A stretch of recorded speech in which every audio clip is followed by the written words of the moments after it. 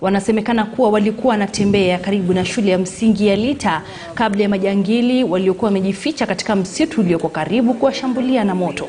Shule ya msingi ya Lita iko karibu na mpaka wa kaunti za Elgeyo Marakwet na Pokot Magharibi. Majangili hao waliua wanawake hao wawili papo hapo, huku mwanamume huyo akifariki alipokuwa akipokea matibabu katika hospitali ya misheni ya Endo.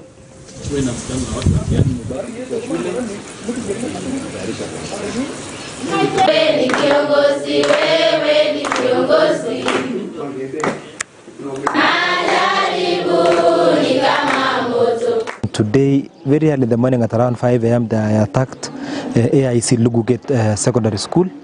We are lucky that our youth repulsed them very quickly, and quick response by our OCS Mogil actually saved the situation. Otherwise, we would be talking over other things today. This morning at around 5:30 a.m. in the morning, our neighbors from the other community tried to access the school with the objective of getting some animals.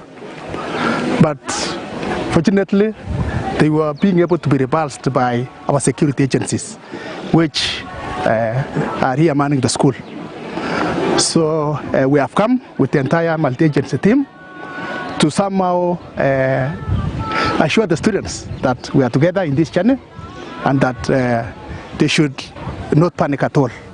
Tunashukuru wezi wa mifugo ambao vile vile pia walikuwa wamejiami, na kwenye tukio hilo kuna mfugaji mmoja ambaye alipigwa risasi kichwani na kifua, na kwa bahati mbaya aliaga.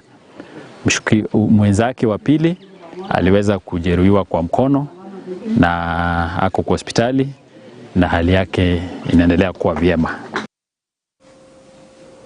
Na bila shaka ni matukio yanayopaswa kukashifiwa.